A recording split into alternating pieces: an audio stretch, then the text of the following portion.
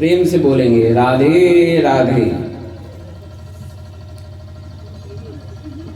तो कल की कथा के अंदर हमने श्रवण किया था कि कंस ने माता देवकी के अनेकों पुत्रों का संहार कर दिया। वास्तव में सत्य ही है मनुष्यों कि जो दो जनों की प्रीति होती है या दो जनों की जो शत्रुता होती है वो पानी पे लकीर के समान होती है, जिसको बनते भी देर नहीं लगती और बिगड़ते भी देर नहीं लगती। दो जनेन सह वैरम प्रीति कापी न चारयेत उष्णो दहति चांगारा शीतः कृष्णायते करम। यदि दुष्ट मनुष्य के साथ आपने प्रीति कर ली है तो ये ठीक उस प्रकार से है जैसे आप अंगार से दोस्ती कर लें। अंगार से यदि दोस्ती करोगे, उसमें हाथ लगाओगे तो हाथ जल जाएगा। यदि अंगार सूखा है, उसमें अग्नि नहीं है, फिर उसको हाथ से पकड़ोगे तो हाथ काला हो जाएगा। इसी प्रकार से दो जनों की प्रीति और शत्रुता हुआ करती है। दो जनः परिहर्तव्यो विद्याभूषितोऽपि सन् मणिना अलंकृतः सर्प किम अशौना भयंकरा। जो दो जन है उसको अपने से दूर हटा देना चाहिए, चाहे वो कितना भी विद्वान हो, चाहे कितना भी ऐश्वर्यशाली हो। दो जन के साथ कभी भी मित्रता नहीं रखनी चाहिए, क्योंकि मणि से अलंकृत सर्प क्या भयानक नहीं होता। यदि आप किसी ऐसे सर्प से मित्रता कर लें जिसके सिर पे मणि लगी हो तो भी उसके अंदर विष होता है और वो एक दिन आपको काटेगा ही काटेगा। मनस्यंदर कर्मण्यत दुरात्मा नाम मनस्येकम कर्मण्येकम महात्मा नाम। दो जनों के मन में कुछ और होता है और कर्म में कुछ और होता है। वहीं सज्जन के मन में भी वही होता है जो उसके कर्म में होता है। भगवान श्री रामचंद्र जी का उदाहरण आता है कि वो जैसा मन में विचार करते हैं वैसा ही कर्म करते हैं और वैसा ही बोलते हैं। इसलिए मनुष्य को मन, वचन और कर्म से परमपिता परमात्मा को एक के रूप में साधन करना चाहिए, धारणा करनी चाहिए। दो जन की कृपा बुरी भली सज्जन की त्रास, जब सूरज गर्मी करे तब बरसन की आस। चाहे भले सज्जन पुरुष आपको प्रताड़ना दें, कठोर वचन बोलें, फिर भी आपको सज्जनों के पास ही रहना चाहिए। कभी भी प्रिय बोलने वाले दो जन के पास नहीं जाना चाहिए। जैसे जब सूरज का ताप बढ़ता है तो देखते हैं कि फिर वर्षा होनी निश्चित हो जाती है। इसी प्रकार से यदि कोई सज्जन पुरुष कठोर भी बोल रहा है तो समझिए फिर कृपा भी होनी निश्चित है। असता संग दोषेन साधवो यान्ति विक्रियाम दुर्योधन प्रसंगेन भीष्मो गोहरणे गतः। जो दो जन होते हैं यदि आप उनकी संगत करोगे तो उनके गुण आपके अंदर आएंगे ही आएंगे और फिर आपके जीवन में भी बड़ी ही विकट समस्याएं आ जाएंगी। जैसे दुर्योधन की संगत की थी भीष्म पितामह ने, तो भीष्म पितामह को भी दुर्योधन के साथ में विराट की गौएं हाँकने के लिए, उनको चुराने के लिए जाना पड़ा था। संगत से गुण होत है, संगत से गुण जाए, बांस फांस और मिश्री एक भाव बिकाए। संगत से ही गुण आते हैं और संगत से ही गुण चले भी जाते हैं। इसलिए हमको संगति बड़ी सोच समझ के करनी चाहिए कि हम किसकी संगति कर रहे हैं। यदि आपने अपने शरीर पे कुछ देर के लिए इत्र लगा लिया तो इत्र की महक आपके शरीर में रह जाती है। इसी प्रकार से आप जिसकी संगत कर रहे हो उसकी महक आपके जीवन में रह जाया करती है। इसलिए संगत बड़ी चीज हुआ करती है। यहाँ पे पुष्प रखे हुए हैं और पुष्पों में अक्सर कुछ छोटे छोटे कीट रहते हैं, कीड़े रहते हैं। तो कोई भद्र पुरुष जब इन पुष्पों को उठाता है और अपने माथे पे लगा लेता है, बालों में लगाता है, किसी पुरुष को भेंट देता है, तो वो कीट भी पुष्प के साथ में चला जाता है, माथे पे विराजमान हो जाता है। तो जैसे उस कीट ने पुष्प की संगत की और माथे पे विराजमान हो गया, इसी प्रकार से मनुष्य को भी यदि कुछ उसमें दुर्गुण है या उसकी कोई अवस्था नहीं है, तो ऐसे साधु महात्माओं की संगत करनी चाहिए, भद्र पुरुषों की संगत करनी चाहिए, जिससे उसका समाज में स्थान ऊंचा हो जाए।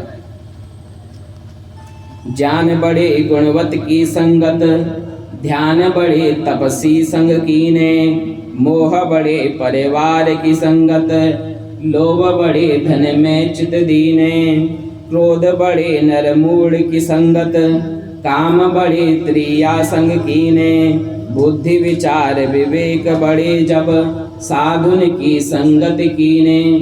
जब साधु महात्मा की आप संगत करेंगे तो बुद्धि विवेक और ज्ञान आपके जीवन में बढ़ता चला जाएगा।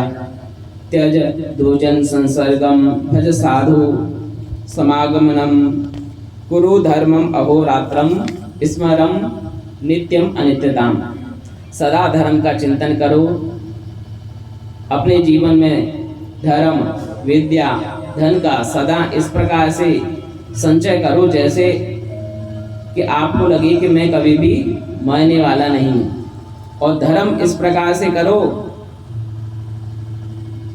कि आज ही मेरी मृत्यु हो जाएगी, यानी आज ही जो भी मेरे को धर्म कार्य करने हैं वो आज ही कर देने हैं, आज के बाद मेरे को समय नहीं मिलेगा।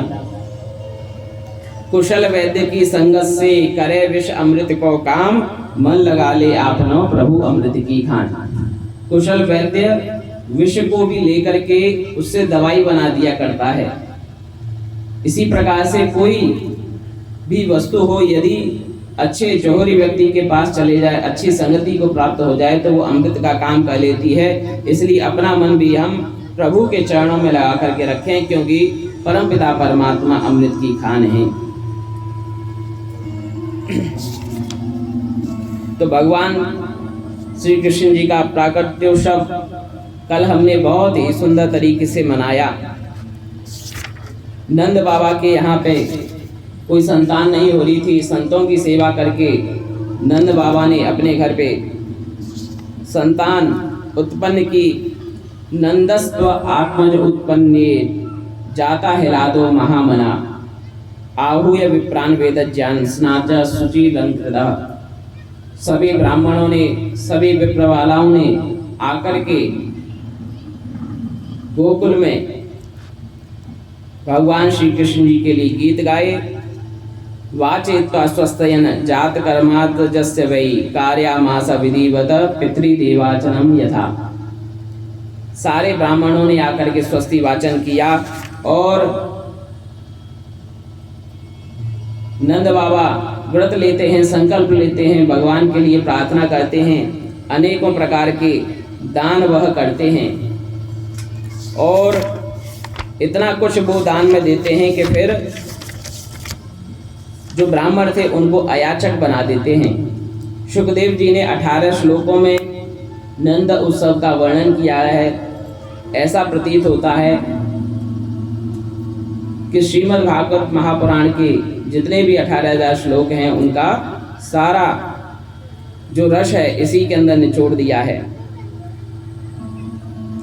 जन्मदिन तो बहुत लोगों का आता है इस दुनिया के अंदर, लेकिन सबका जन्मदिन दुनिया याद नहीं रखती। हम कृष्ण जी का जन्मदिन मनाते हैं, लेकिन वहीं उसी काल में आप देखें बहुत बड़े बड़े लोग हुए हैं। अर्जुन हुए, युधिष्ठिर हुए, पंच पांडव हुए, दुर्योधन हुआ, धृतराष्ट्र हुआ, भीष्म हुआ, द्रोणाचार्य हुए, लेकिन हम जन्मदिन किसका मनाते हैं? भगवान श्री कृष्ण जी का ही जन्मदिन मनाते हैं। क्यों मनाते हैं? क्योंकि भीष्म पितामह कहते हैं पुरुषो अर्थस्य दासः, अर्थात पुरुष क्या है? अर्थ का दास है। और वो अर्थ का दास बनके दुर्योधन की चाकरी करते हैं। इस कारण से उनका जन्मदिन दुनिया नहीं मनाती। लेकिन भगवान श्री कृष्ण जी किसी के न तो धन के लोभ में, न किसी पद प्रतिष्ठा के लोभ में कभी आए, और अपने स्वधर्म का पालन करते हुए इस सारे संसार को समस्त आसुरी जीवों से मुक्ति दिलाने का कार्य अपने जीवन भर करते रहे। त आशीष प्रयुज्यान निश्चरम पाही तबालिके नंदो महामनास्तेभ्यो वसो अलंकार। नंद कछु इतनो जो दियो घन श्याम कुबेरहु की मति डोरी। देखत मोहि लुटाए दियो बचिया छचिया न बची पिछोरी। नंद बाबा ने इतनी सारी गऊओं का दान दिया, साथ बहुत बड़े बड़े पहाड़ बना करके अन्न के दान दिए, नाना प्रकार के रत्न आदि सबको गोप ग्वालों को बांटे। तो नंद जी के जो घर में आनंद हो रहा है उसके अंदर हमको भी अपने मन को लेकर के जाना चाहिए और प्रेम से एक भक्तिमय नंद उत्सव के लिए भजन गाएंगे। नंद के आनंद भयो जय कन्हैया लाल की। नंद के आनंद भयो जय कन्हैया लाल की। नंद के आनंद भयो जय कन्हैया लाल की। नंद के आनंद भयो जय कन्हैया लाल की या बंसी वाले ग्वाल की। जय कन्हैया लाल की या बंसी वाले ग्वाल की। नंद के आनंद भयो जय कन्हैया लाल की। नंद के आनंद भयो जय कन्हैया लाल की। जय कन्हैया लाल की मदन गोपाल की। जय कन्हैया लाल की मदन गोपाल की। हाथी दीने घोड़ा दीने और दीने पाल की। हाथी दीने घोड़ा दीने और दीने पाल की। कौन को दे हाथी घोड़ा कौन को दे पाल की। कौन को दे हाथी घोड़ा कौन के दे पाल की। घोड़न को हाथी घोड़ा घोड़न को पाल की।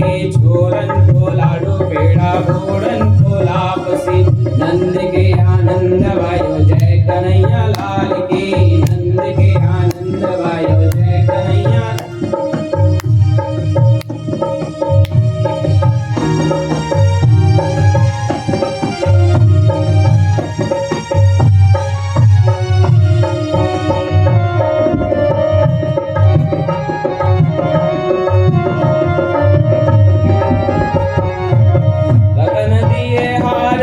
गाय ब्यानी हाल की। रतन दिए हार दिए गाय ब्यानी हाल की।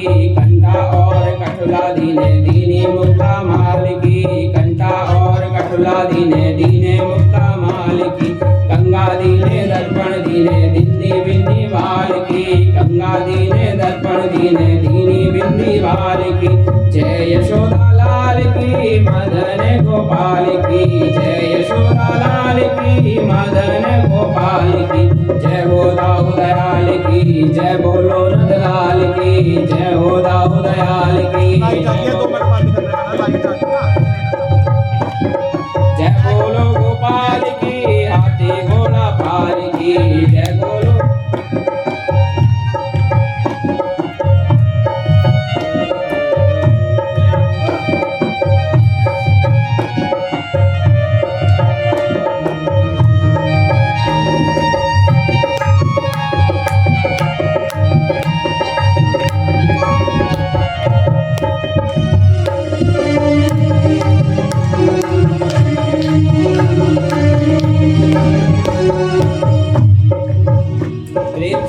बालकृष्ण लाल की।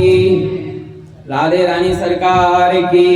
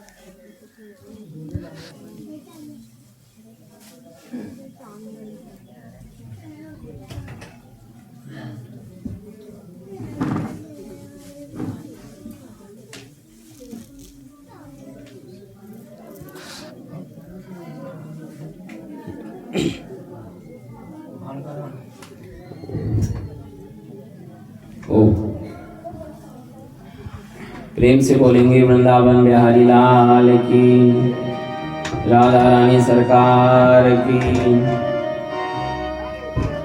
चलिए सभी प्रेम से मिलके गाएंगे। चलो देख आवे नंद घर लाला हुआ, चलो देख आवे नंद घर लाला हुआ, यदुवंश के कुल का उजाला हुआ, यदुवंश के कुल का उजाला हुआ, चलो देख आवे नंद घर लाला हुआ, चलो देख आवे नंद घर लाला हुआ।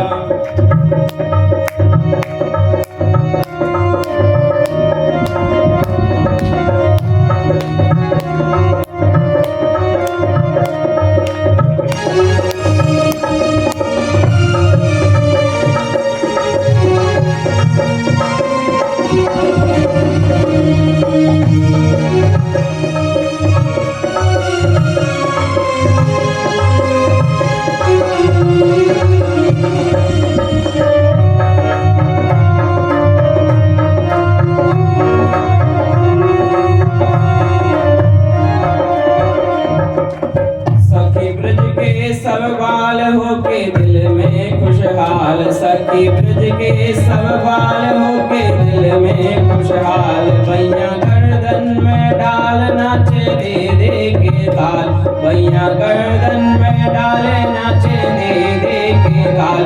आज नंद का नसीबा उजाला हुआ, आज नंद का नसीबा उजाला हुआ, चलो देख आवे नंद घर लाला हुआ, चलो देख आवे नंद घर लाला हुआ, यदुवंश के कुल का उजाला हुआ, यदुवंश के कुल का उजाला हुआ।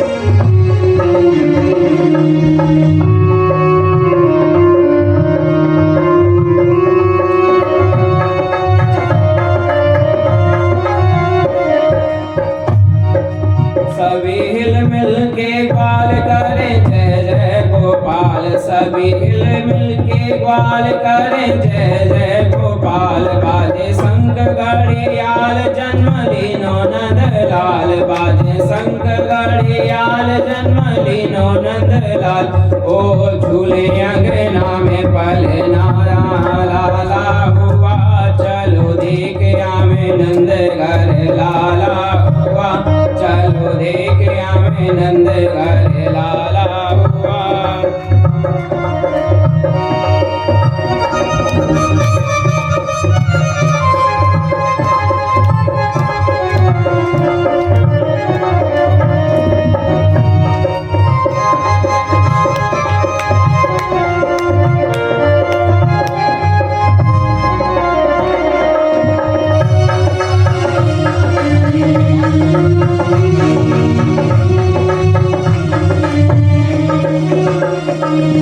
प्रगटे ब्रज में महाराज कहने भक्तों का काज, प्रगटे ब्रज में महाराज कहने भक्तों का काज, जोड़ा सारा करो दर्शन सब आज, जोड़ा सारा समाज करो दर्शन सब आज। सुख नैनों को पहुँचाने वाला हुआ, सुख नैनों को पहुँचाने वाला हुआ।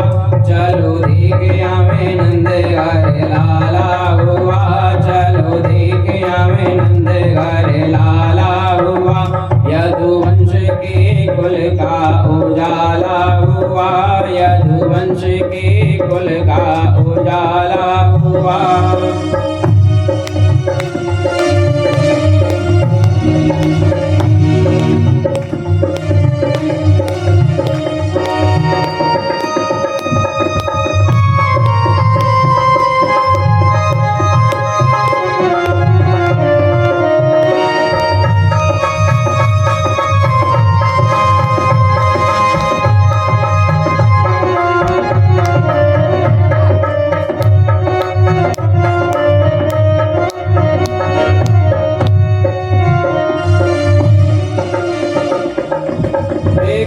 गोकुल की ओर सावन भादों का शोर, देखो गोकुल की ओर सावन भादों का शोर। बोले पंछी वन मोर मारे बदली करो, बोले पंछी वन मोर मारे बदली करो।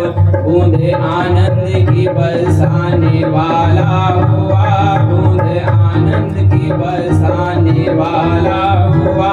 चलो देख आवे नंद घर लाला हुआ, चलो देख आवे नंद घर लाला हुआ। यदुवंश के कुल का उजाला हुआ, यदुवंश के कुल का उजाला हुआ।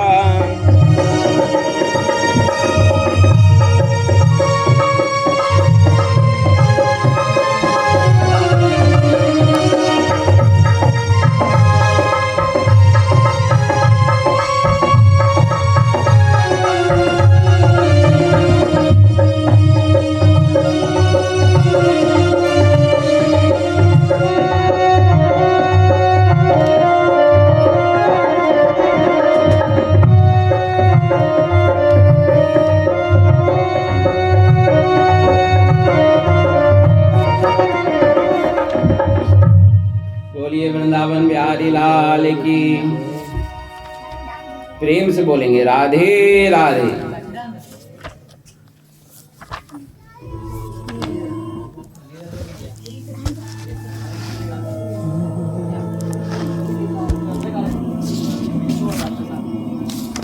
अब नंद उत्सव समाप्त हो गया। कुछ काल के पश्चात नंद बाबा ने विचार किया, गोपान गोकुल रक्षायाम निरूप्य मथुरां गतः नंदः कंसस्य वार्षिकं करम दातुं क्रुद्धः। नंद बाबा को ख्याल आ गया 6 महीने बीत चुके हैं कि मथुरा में पहले कंस को कर दे आए। तो मथुरा में जाते हैं, कंस को कर दे करके आते हैं और वहीं एकांत में वसुदेव जी से मुलाकात करते हैं। तो जब वसुदेव जी से मुलाकात होती है तो वसुदेव जी बहुत बड़े राजा हुए हैं। वसुदेव जी के ही संरक्षण में ये नंद बाबा कार्य किया करते थे।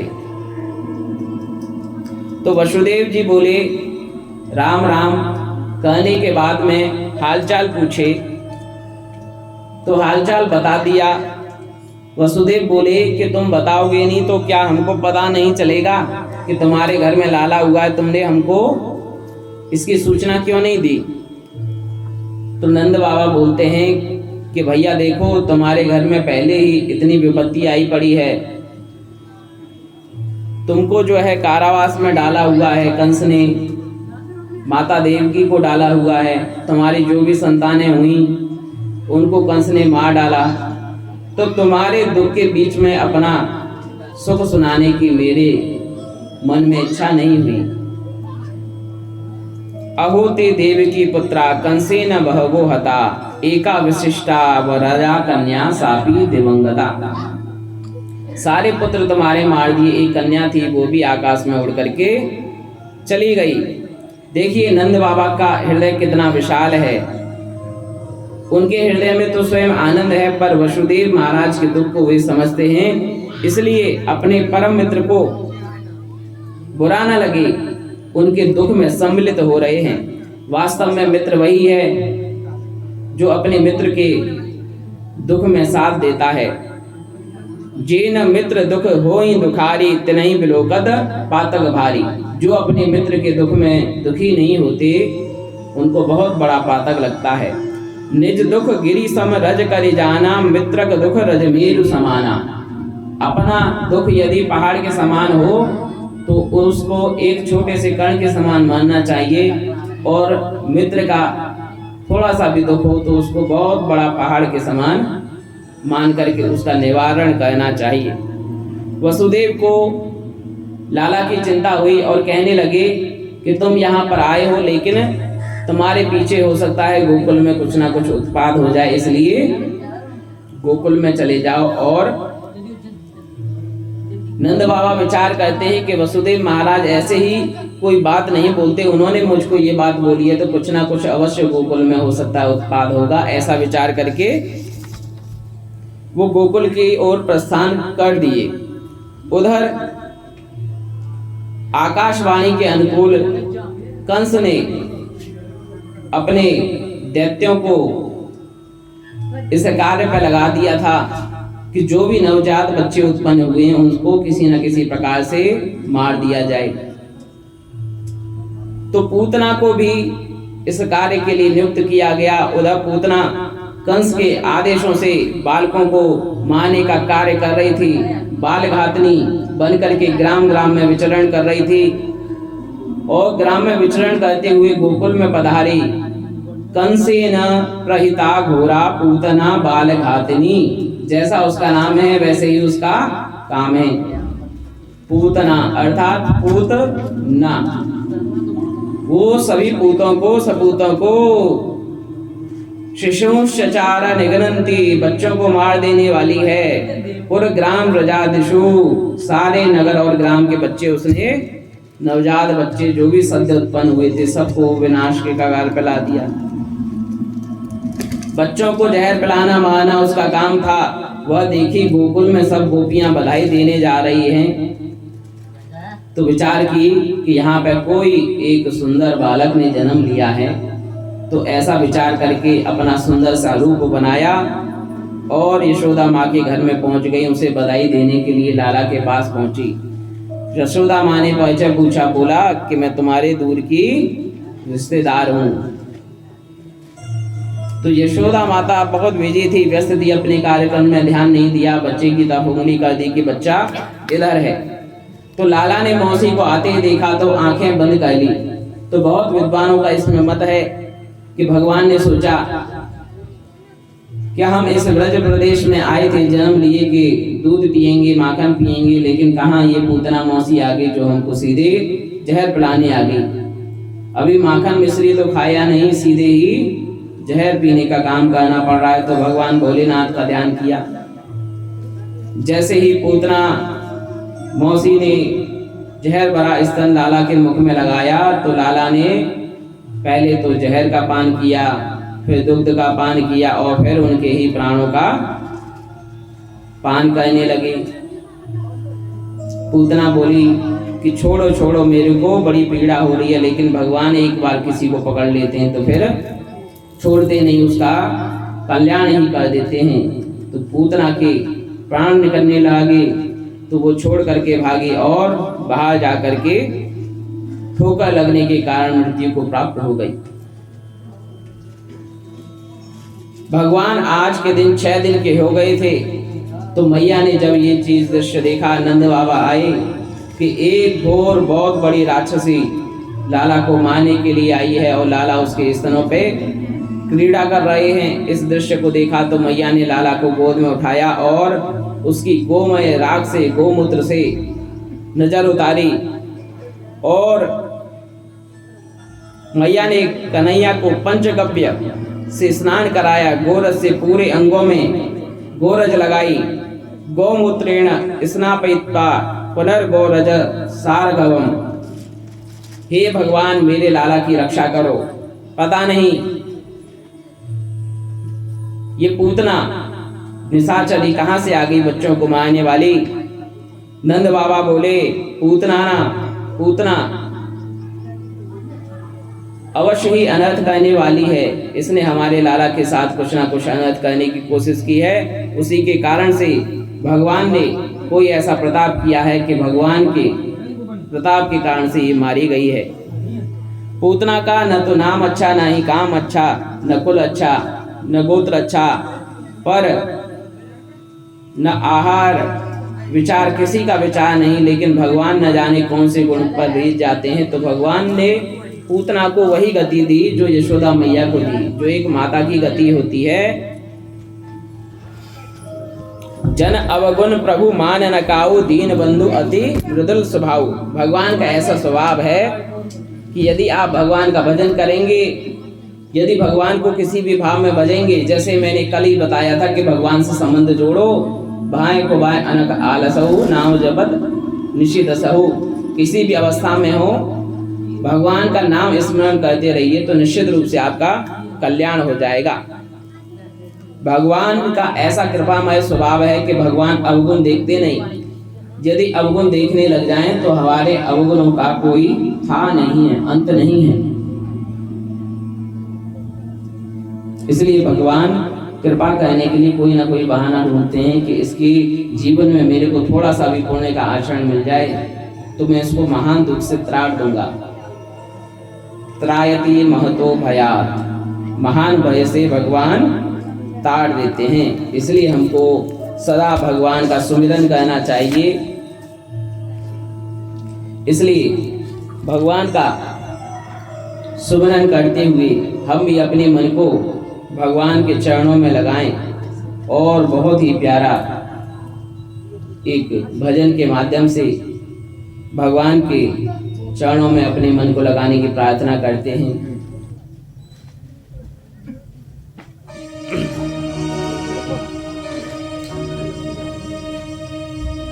प्रेम से बोलेंगे राधे राधे, वृंदावन बिहारी लाल की। करता रहूं गुणगान, मुझे तो ऐसा वरदान। करता रहूं गुणगान, मुझे तो ऐसा वरदान। तेरा नाम ही लेते लेते मेरे तन से निकले प्राण, मेरे तन से निकले प्राण। करता रहूं गुणगान, मुझे दो ऐसा वरदान।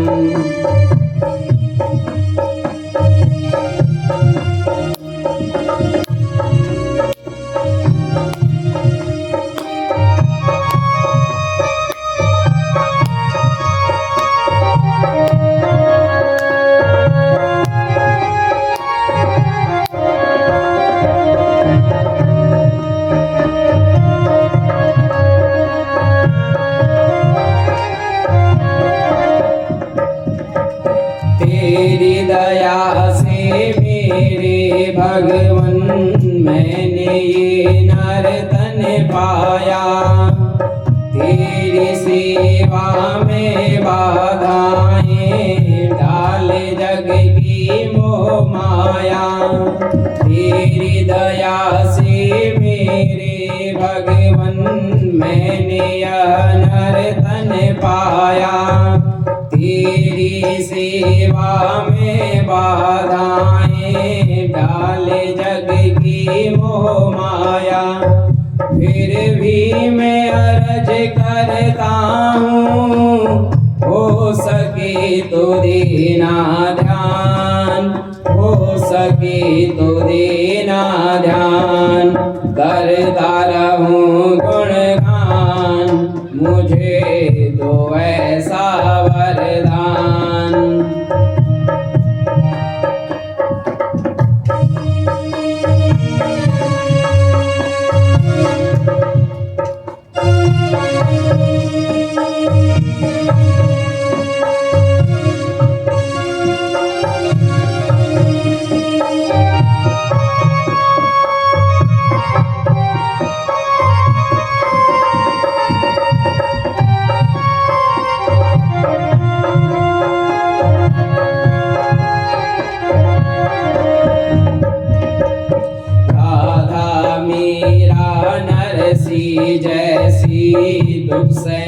की शक्ति दो। विचलित ना हूँ पथ से भगवन, मुझको ऐसी भक्ति दो। राधा मीरा नरसी जैसी, दुख सहने की शक्ति दो। विचलित ना हूँ पथ से भगवन, मुझको ऐसी भक्ति दो। तेरी ही सेवा में हो मेरे जीवन की हर शाम, मेरे जीवन की हर शाम। करता रहूं गुणगान, मुझे दो ऐसा वरदान।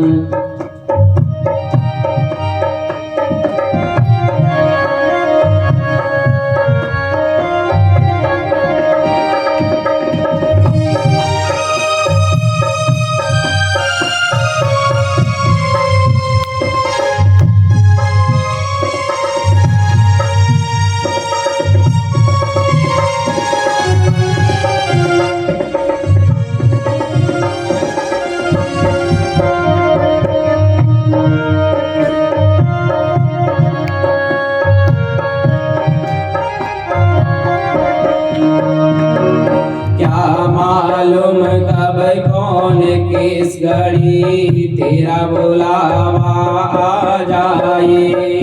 क्या मालूम कब कौन किस घड़ी तेरा बुलावा आ जाए।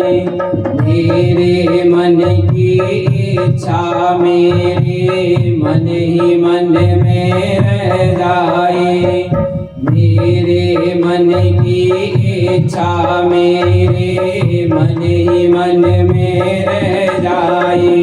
मेरी इच्छा पूरी करना, मेरी इच्छा पूरी करना।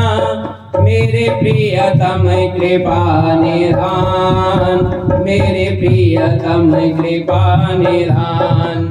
करता रहूं गुणगान, मुझे दो ऐसा वरदान। तेरा नाम ही लेते लेते इस तन से निकले प्राण, इस तन से निकले प्राण।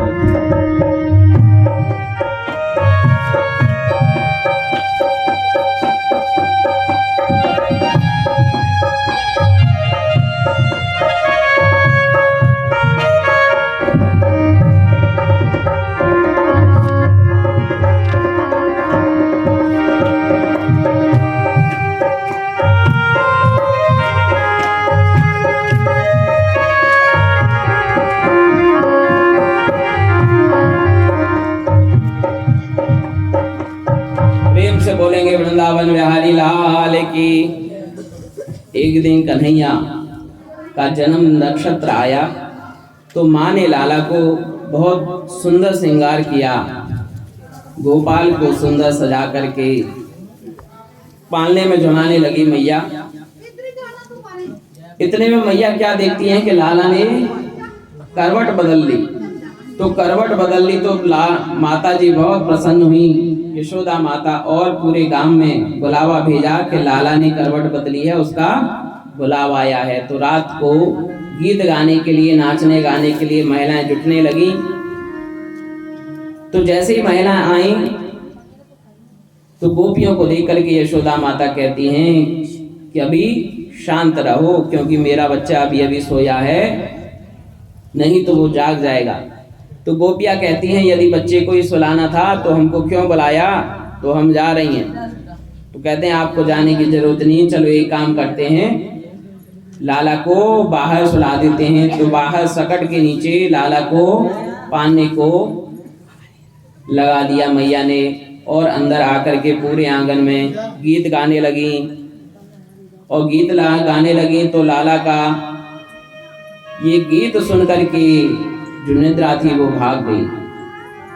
और भगवान ने पुकार की माता को, लेकिन माता सुनाई कैसे दे, क्योंकि अंदर तो गीत गाए जा रहे हैं। बाला नाम रोदनम बलम। तो बालक क्या करते हैं, जब कुछ भी चीज चाहिए होती है, कुछ चीज मिलती नहीं है, तो उनके पास एक ही उपाय होता है, वो है रोने का बल। बालक रोने लग जाते हैं। बाला नाम रोदनम बलम, बच्चों का रोना ही उनका बल हुआ करता है। भगवान रोते रहे, रोते रोते बहुत देर हो गई, लेकिन अंदर से किसी ने भी ध्यान नहीं दिया। तो भगवान ने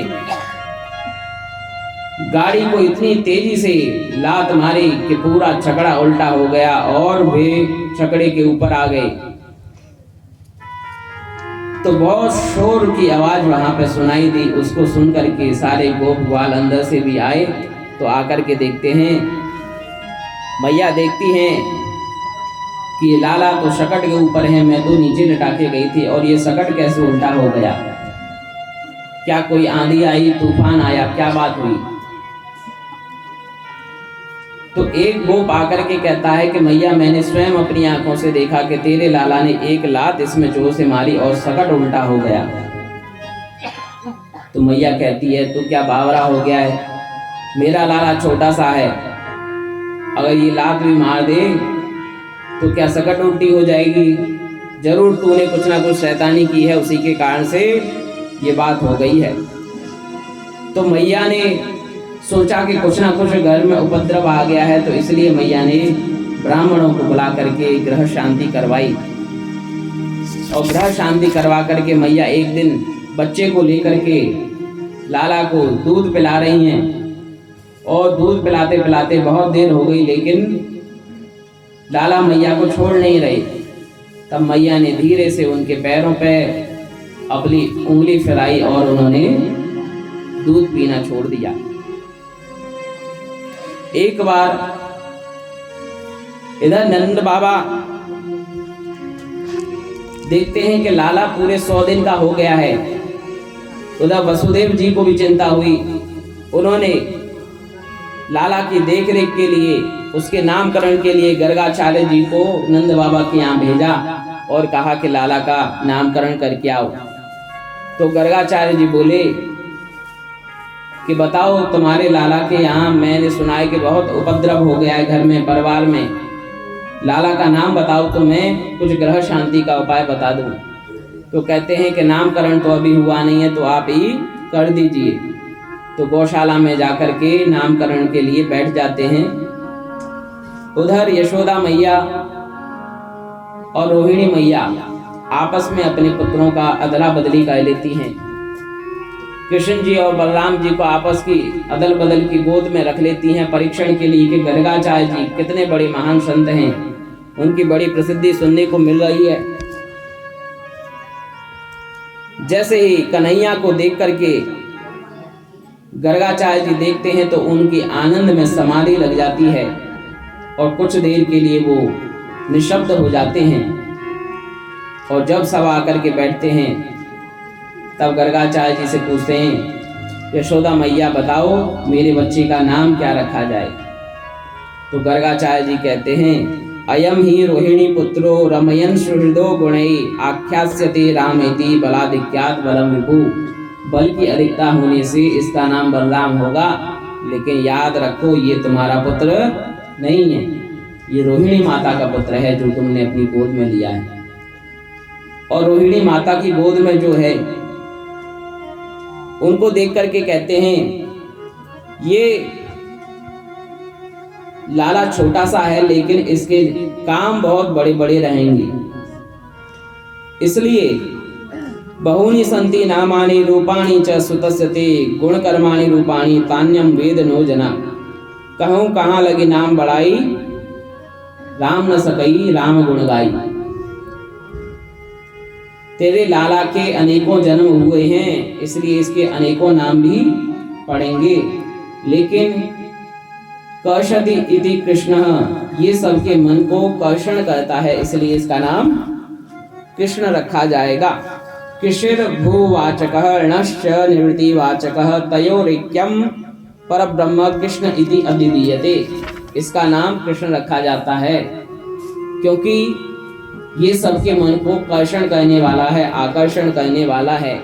और बलराम जी का अपर नाम संकर्षण भी है क्योंकि उनके गर्भ का स्थानांतरण किया गया था, इसलिए उनका नाम संकर्षण रखा गया। तो मैया विचार करती हैं कि ये तो नाम कृष्ण और बलराम नाम तो गर्गाचार्य जी ने रख दिए, लेकिन हम तो अपने प्रेम के नाम रखेंगे। तो कृष्ण को कन्हुआ, बलराम को बलुआ नाम से बड़े लाड से माता ने नाम धर दिए, उनको इसी नाम से बुलाती हैं। हम लोग अनेकों नाम से भगवान को जानते हैं, गोपाल, गोविंद, मधुसूदन, माधव, अनेकों नाम हैं भगवान की। उधर जितनी भी बार भगवान के अवतार होते हैं तो उन अवतारों में एक बात प्रथमता से देखने की आती है कि जब भी भगवान का जन्म होता है तो भगवान भोलेनाथ अवश्य पधारते हैं भगवान के दर्शन के लिए। तो नंद के द्वार पर जाकर के अलख जगा करके भोलेनाथ बाबा बोले, अलख खोल दे पलक देख ले झलका झलक। मैया ने खिड़की से झांका तो देखा एक गले में सर्प लटकाए हुए एक अवधूत बाबा दिखाई दिए। मैया बोली, कौन हो? बाबा बोले, हम जोगी हैं। क्या चाहिए? अपने लाला का दर्शन करा दे, हम कैलाश पर्वत से आए हैं। हमारे गुरुजी ने कहा है कि लाला के दर्शन करके आओ, हम तुम्हारे बच्चे को आशीर्वाद देने के लिए आए हैं। मैया बोली कि बाबा, हमसे आपको जो चाहिए, कपड़ा चाहिए, रोटी चाहिए, भोजन पानी चाहिए, सब लेकर के चले जाओ, लेकिन आपके गले में सर्प है, आपकी वेशभूषा इस प्रकार की है, इसलिए मैं अपने लाला का दर्शन आपको नहीं कराऊंगी। जो चाहे सो ले जा बाबा, भोजन साज सजाऊं, तुमरो वेश डर पे गो बालक, लाला नाही दिखाऊं। तुम्हारा वेश डर के देख करके मेरा लाला डर जाएगा, इसलिए अपने लाला का दर्शन मैं नहीं करा पाऊंगी। आपको जो चाहिए वो ले जाओ। मैया, हम बड़ी आशा लेकर के आए तेरे द्वार पर। तो महाराज, मैं बता देना चाहती हूँ कि मैं 80 साल की हो गई थी, मेरे कोई संतान नहीं हो रही थी। बड़े महात्माओं की तपस्या की, श्रद्धा से पूजा की, वंदना की, तब जा करके कहीं मेरे घर में लाल का जन्म हुआ है। और देखो, जब मैं ही तुम्हारे गले के सर्प से डर रही हूँ तो मेरे लाला कितना डरेगा। इसलिए मैं कोई भी अशुभ घटना हो जाए ऐसा नहीं चाहती, इसलिए मैं लाला के दर्शन तो नहीं कर पाएंगी। बाबा हंसे, बोले कि मैया, जिस सर्प से तू डर रही है तू जानती नहीं है अपने लाला का मर्म। तेरा लाला तो 100 फन वाले शेषनाग के ऊपर लेटा करता है। तू अपने लाला के मर्म को नहीं जान पा रही है, वो कोई भोला बाला नहीं है। माया काल डरे जाके डर, भक्तन को हितकारी, अपने लाल को मर्म न जाने, तू बुरी मतवारी। मैया, तू अपने लाला का मर्म नहीं जानती, वो तो शेषनाग के शैया के ऊपर सोता है। माता कहती है, महाराज तुम गलती कर रहे हो, तुम दूसरी जगह आ गए हो, शायद किसी और की बात कर रहे हो। मेरा लाला तो यदि छिपकली भी देख लेता है, कोई अंधेरी परछाई भी देख लेता है, चित्र में भी सांप को देख ले तो उससे डर जाता है। तो मैं तो अपने लाला को नहीं दिखा सकती। मैंने बड़ी तपस्या की, बड़े यज्ञ किए, ब्राह्मण जमाए, गैया दान करी, तब जा करके मेरे लाला हुआ है। तो चौथेपन में मैं अपने लाला को तुमको नहीं दिखा सकती। मैया, हमारे गुरु का आदेश है, जब तक तेरे लाला के दर्शन नहीं करके जाएंगे तब तक हम यहाँ से जाने वाले नहीं हैं। तूने शायद जोगी हट अभी देखी नहीं है। तो मैया कहती है, तुम जोगी हट करोगे तो देखो, चाहे तुम यहाँ पे कितनी भी देर खड़े रहो, लेकिन मैं अपने लाला को लेके नहीं निकलूंगी। तुमने अभी त्रिया हट नहीं देखी है। मेरे घर के अंदर 15 दरवाजे हैं और उन 15 के 15 दरवाजों को मैं बंद रखूंगी। तो जोगी महाराज कहते हैं कि तुम अपने दरवाजों को बंद रखोगी तो हम तेरे 15 दरवाजों पे आकर के खड़े रहेंगे, और जब तक तुम खोलोगी नहीं, चाहे 1 वर्ष बीते, 2 वर्ष बीते, चाहे कितने वर्ष बीते, हम वहीं खड़े रहेंगे। तो माता कहती हैं, चाहे मुझे अपना लाला अपने घर में बूढ़ा कहना पड़े, लेकिन तुम्हारे दर्शन तो बिल्कुल नहीं कराने वाली। अब भगवान शंकर विचार किए कि माता तो बहुत हठी हैं, तो उन्होंने विचार किया कि अब शायद लाला के दर्शन नहीं हो पाएंगे। ऐसा विचार करके भोले बाबा वहां से चले गए। गोविंद के दर्शन ना होंगे, हम तो जा रहे हैं मैया। भोले बाबा उदास हो कुछ दूरी पर जाकर के पेड़ के नीचे जाकर के बैठ जाते हैं और ध्यानस्थ हो जाते हैं। तभी भगवान गोविंद ने रोना शुरू किया और उनका रोना सुनकर के मैया अंदर आई, लेकिन लाला को बहुत चुप कराया। लाला चुप नहीं हो रहे। तब आसपास की महिलाएं आई, उन्होंने बताया कि क्या घटना हुई। तो सबने मिलकर के विचार किया, हो ना हो लाला को नजर लग गई है। अभी जो वृद्ध बाबा आए थे उन्हीं भोले बाबा की नजर लगी है, इसलिए जाकर के उनसे ही नजर उतरवाने का काम करो। तभी एक गोपी को भेजते हैं और वो जाकर के भोले बाबा को बुला करके लेके आती है। चल रे जोगी नंद भवन में, तो है यशोदा माए बुलावे। वाके लाल को नजर लगी है, राई नौन करवावे। यशोदा माता की लाला को नजर लगी है, नंद भवन में चलो, राई नौन करवाना है। बाबा की गोद में जब भगवान आए तो उनका रोना बंद हो गया, वे प्रसन्न हो गए। और जब माता की गोद में लाला को दिया तो लाला फिर से रोने लग जाएं। तब माता ये दृश्य देख करके कहती हैं कि बाबा जी आप एक काम करो, आप हमारे ही भवन में ठहर जाओ। जब जब मेरा लाला रोएगा तब तब आप इसको चुप करा देना। रह रे योगी नंद भवन में, ब्रज में वासो कीजे। जब जब मेरो लाला रोवे, तब तब दर्शन दीजे। जब जब मेरे लाला रोएगा तब तब आप उसको चुप कराना। बाबा बोले ऐसी बात है तो एक काम करो कि मेरे लिए एक मंदिर बनवा दो। जब तुम्हारा लाला जिस पानी से नहाए उसी से मेरा अभिषेक कर दिया करना। तब से एक मंदिर बनवा दिया भोले बाबा का नाम से। बाबा वहां पर नंदेश्वर महादेव कहलाए। बोलिए नंदेश्वर महादेव की। भगवान की बाल लीलाएं बड़ी ही प्यारी हैं।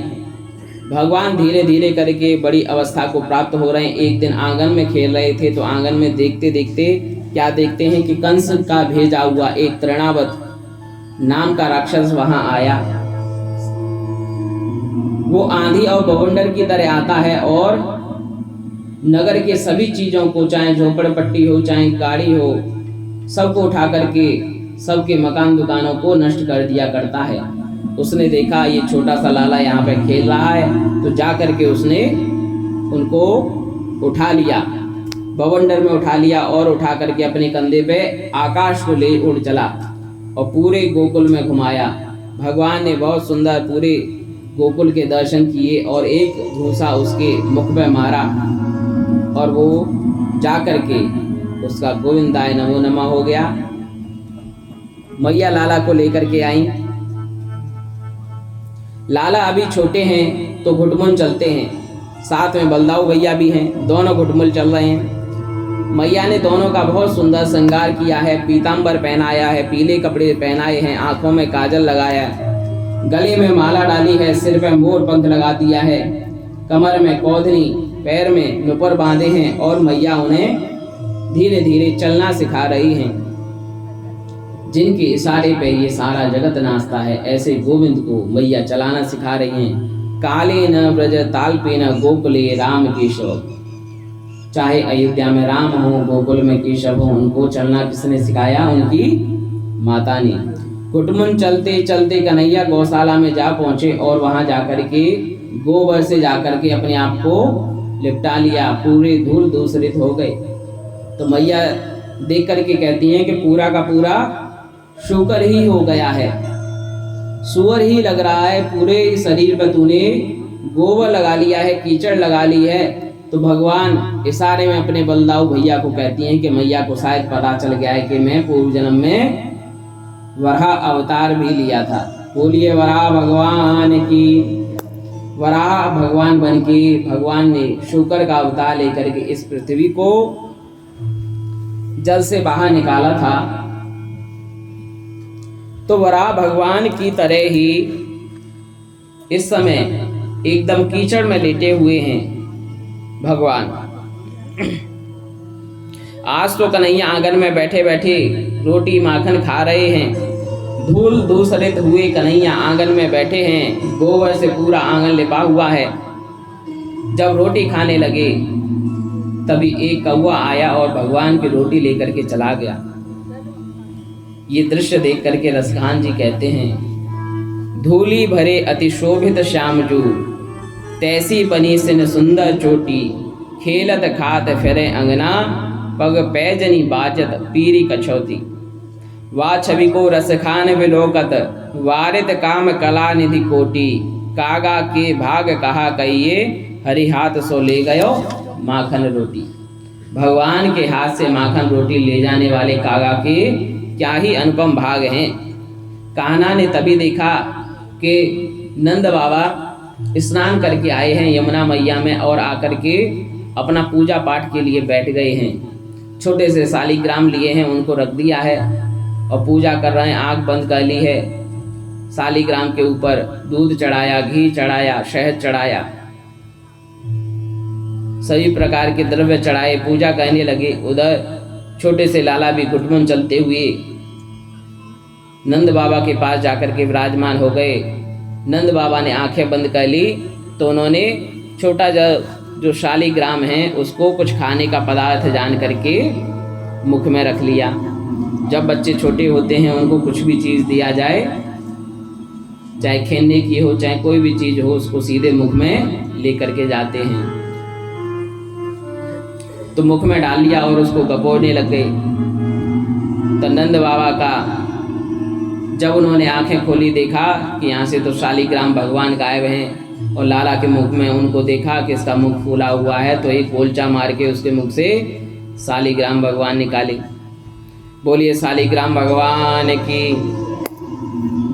तो लाला की जो झांकी है बहुत ही सुंदर प्यारी है। रात भर मैया उनको सुलाती हैं, लोरी सुनाती हैं, पर लाला नहीं मानते हैं। एक बार लाला जिद पकड़ लेते हैं कि मैया मुझको तो ये रात में जो दिखाई दे रहा है ये चांद मुझको चाहिए। मैया चंद खिलौना लइयों रे मैया, कि मैया मुझको तो ये चांद खिलौना चाहिए, पर चंदा मामा कैसे दे मैया। तो मैया ने एक युक्ति अपनाई कि जल का कटोरा लिया और जल के कटोरे के अंदर चंदा मामा का प्रतिबिंब आया और उसके ऊपर लाला हाथ मारता है तो कहती हैं कि ले देख तेरे को चंदा मामा मैंने ला करके दे दिए। लाला रोवे तो मैया शीशा लेकर के आई, शीशे के अंदर चंदा को दिखाया, हाथ में शीशा लिए लाला बहुत देर तक चंदा को निहारते रहे। ये शीशा भी बहुत बड़ी अजीब चीज है। प्राचीन समय में जब शीशे का ताजा ताजा ही आविष्कार हुआ था, उस समय की घटना है कि एक व्यक्ति परदेश गया और परदेश जाकर के अपने गांव में जब आया तो अपने साथ बक्से के अंदर शीशा लेकर के आया और वो बक्सा अपने घर में रख दिया और रोजाना खोल करके उस बक्से को देखता और शीशे में अपना मुख निहारा करता था। तभी एक दिन उसकी पत्नी ने सोचा कि मेरे पति पता नहीं ऐसी क्या विचित्र चीज लेकर के आए, रोजाना उसको निहारते रहते हैं, मैं भी जरा जाकर के देखती हूँ। तो उसने उसका जो सामान था उसको टटोला, उसमें बक्से में एक शीशा मिला। जब शीशे को उसने देखा तो शीशे के अंदर एक नारी की मूर्त उसको दिखाई दी। तो अब विचार करने लगी कि मेरे पति किसी नारी को लेकर के आ गए हैं और उसकी सूरत को निहारते रहते हैं, क्योंकि शीशे के अंदर तो उसी का प्रतिबिंब दिखाई दे रहा था, उसने कभी शीशा देखा नहीं था। तो बहुत वो नाराज हो जाती है और अपने सास ससुर के पास जाकर के कहती है कि देखो तुम्हारा जो बेटा है वो एक दूसरी नार को ले आया है और रोजाना उसको निहारा करता है। तो बुढ़िया माँ कहती है कि क्या बात कर रही है, ला मेरे को दिखा। तो वो बक्सा खोल करके उसको शीशा ला करके देती है। जब वो बुढ़िया शीशा देखती है तो कहती है कि तू क्या बकवास कर रही है, इसमें तो कोई बुढ़िया दिखाई दे रही है। कहता बुढ़िया नहीं है, इसमें एक नवयुवती दिखाई दे रही है। तभी उसका ससुर आ जाता है। ससुर आकर के देखता है कि लाओ मुझे दिखाओ क्या बात हो गई। तो ससुर देखता है कि उसमें एक बूढ़ा आदमी दिखाई दे रहा है, मूंछों पे ताव देता हुआ। तो कहता है इसमें तो कोई बूढ़ा आदमी नजर आ रहा है। तो वो कहते हैं कि तुम सब लोग पागल हो गए हो, मेरा बच्चा एकदम ठीक है, इसके अंदर बूढ़ा आदमी है। तो सबकी मति भिन्न भिन्न होती है। तभी वो आदमी आता है, कहता है कि ये शीशा है, ये दर्पण है, इसमें जो अपना रूप निहारेगा उसको अपना रूप दिखाई देता है। चाहे युवा देखे तो उसको युवा दिखाई देगा, बूढ़ा देखे तो बूढ़ा दिखाई देगा। इसलिए भगवान अपने जीवन में अनेकों लीलाएं किए। उसमें तृणावत को खत्म करना हो, सकट भंजन करना हो। एक दिन मैया लाला से बहुत परेशान हो गई। कारण ये कि लाला गोद में खेल रहे थे, तो लाला ने एक दिन मैया से कहा कि तुझे दूध प्यारा है कि पूत प्यारा है। तो मैया बोली कि मुझे पूत प्यारा है। तभी वो क्या देखती हैं कि हांडी पे रखा हुआ दूध एकदम उबलने लगा है और बाहर गिरने लगा है। उसको देख करके मैया लाला को पटक करके चली जाती हैं दूध को देखने के लिए। तो लाला इधर गुस्सा हो जाते हैं और जितनी हांडी रखी थी दूध दही की उनको फैला देते हैं और नाना प्रकार के पक्षी और बंदर आ जाते हैं आंगन में और उन सबको माखन खिलाने लग जाते हैं। मैया ये लीला देखती हैं तो लाला से बहुत नाराज होती हैं और उनको पकड़ने के लिए दौड़ती हैं, लेकिन लाला भागे जाएं। फिर माता प्रार्थना करती हैं कि मैं थक गई, तो मेरे हाथ में आ जा, मैं तुझे मारूंगी नहीं, तेरी पूजा करूंगी, तेरी आरती उतारूंगी। तो लाला उनकी बातों में आ जाते हैं और उनके पास आ जाते हैं। मैया एक रस्सी लाती हैं और रस्सी से उनको बांध देती हैं। ऊखल से जब मैया उनको बांध देती हैं तो भगवान खिसकते खिसकते आंगन के बाहर निकल जाते हैं। वहां पे 2 वृक्ष लगे हुए थे यमलार्जुन के। ये यमलार्जुन 2 महापुरुष थे जो कुबेर के पुत्र हैं, नलकूबर मणिग्रीव। इन्होंने एक बार स्नान करते समय नारद जी का अपमान कर दिया था, इस कारण से इनको वृक्ष बनने का आदेश हुआ। तो आज भगवान इन दोनों के बीच से गुजरे और दोनों वृक्ष धराशायी हो गए। बड़ी जोर की आवाज आई और इन दोनों का उद्धार हो गया।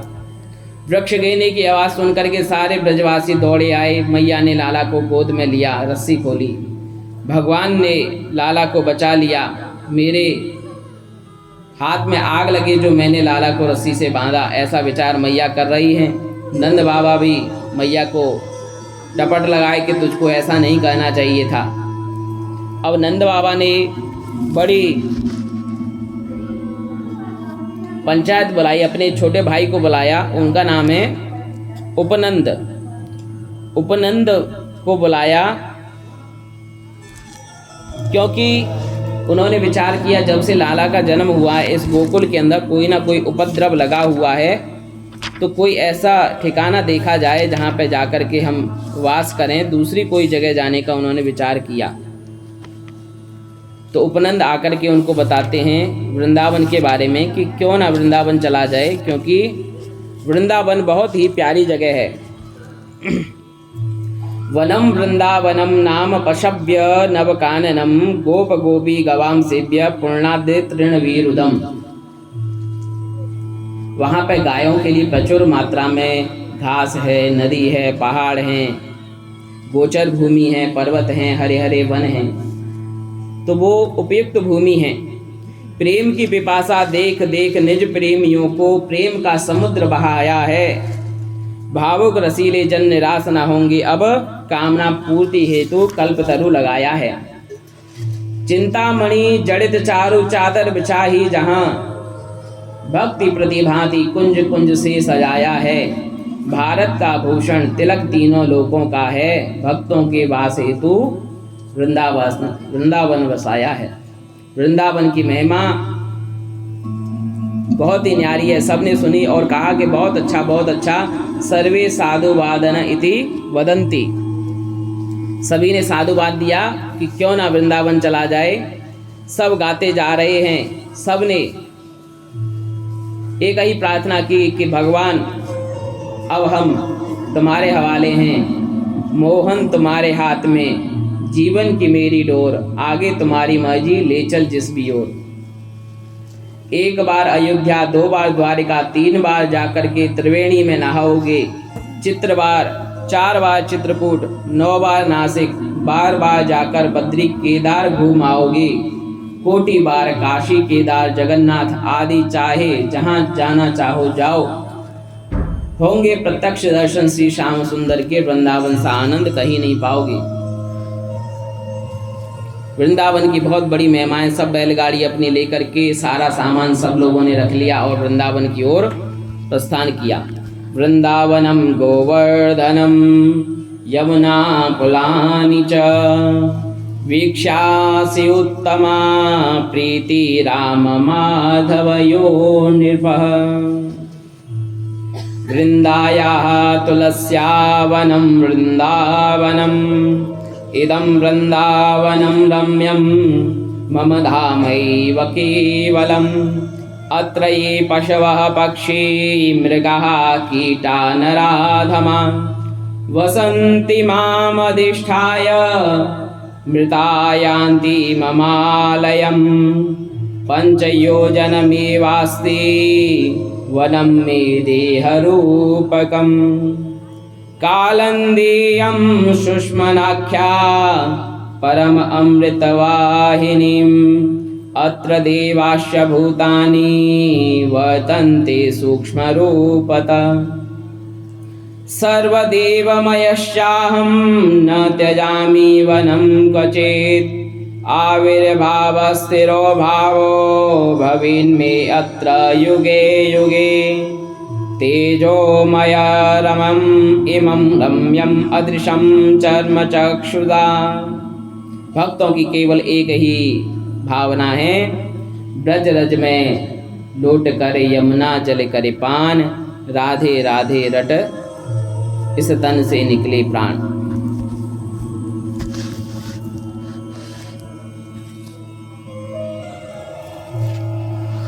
बोलिए वृंदावन बिहारी लाल की, राधा रानी सरकार की। एक बहुत ही प्यारा भजन।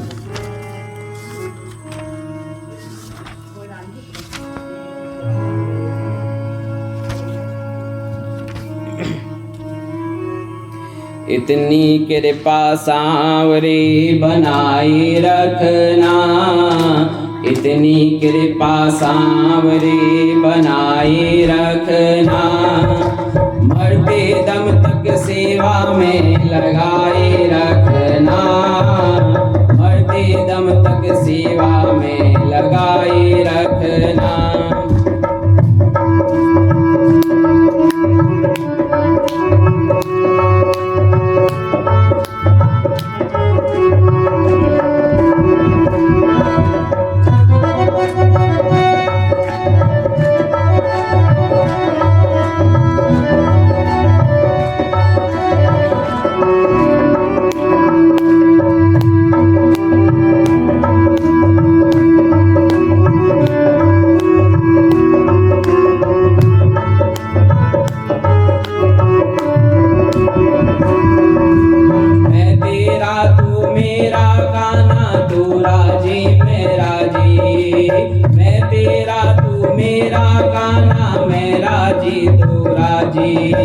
तेरे नाम पे लिख दी मैंने इस जीवन की बाजी। तेरे नाम पे लिख दी मैंने इस जीवन की बाजी।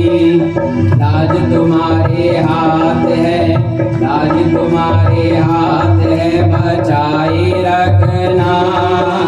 मरते दम तक सेवा में लगाए रखना।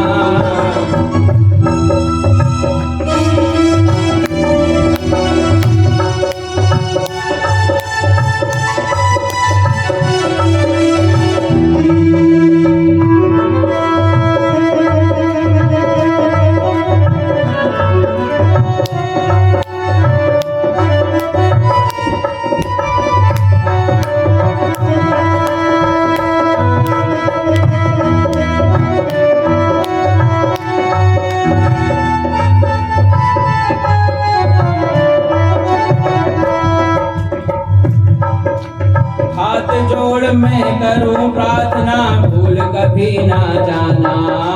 हाथ जोड़ मैं करूं प्रार्थना, भूल कभी ना जाना। तेरे दर पर बना रहे बस मेरा आना जाना। तेरे दर पर बना रहे बस मेरा आना जाना। दिन पर दिन ये सिलसिला बढ़ाए रखना। दिन पर दिन ये सिलसिला बढ़ाए रखना। मरते दम तक सेवा में लगाए रखना।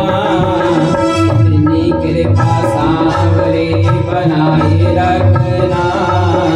इतनी कृपा सांवरे बनाए रखना। मरते दम तक सेवा में लगाए रखना।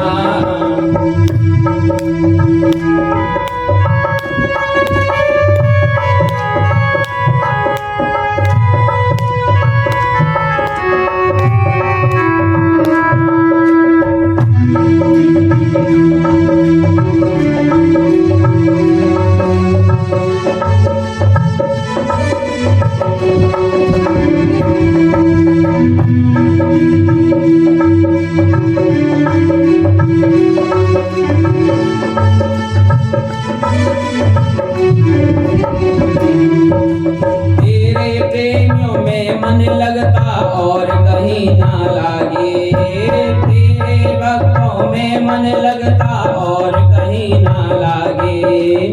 फीका फीका ये जग सारा भजन भाव के आगे।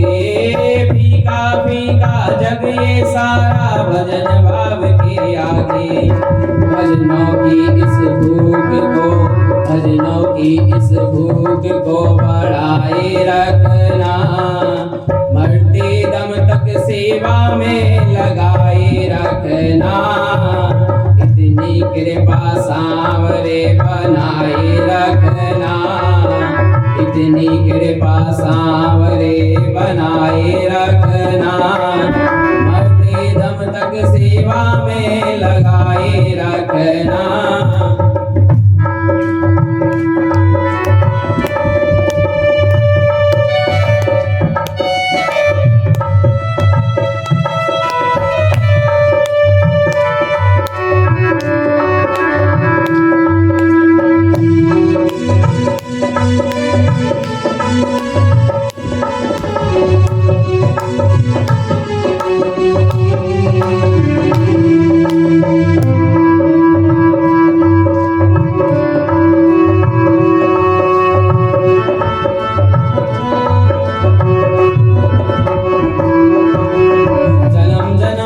तेरा मेरा साथ कभी ना छूटे। जन्म जन्म तक तेरा मेरा साथ कभी ना छूटे। छूट जाए सांसों की लड़ियां नाम कभी ना छूटे। छूट जाए सांसों की लड़ियां नाम कभी ना छूटे। गोदी में इस दास को, गोदी में इस दास को बैठाए रखना। मरते दम तक सेवा में लगाए रखना। इतनी कृपा सांवरे बनाए रखना। इतनी कृपा सांवरे बनाए रखना। मरते दम तक सेवा में लगाए रखना।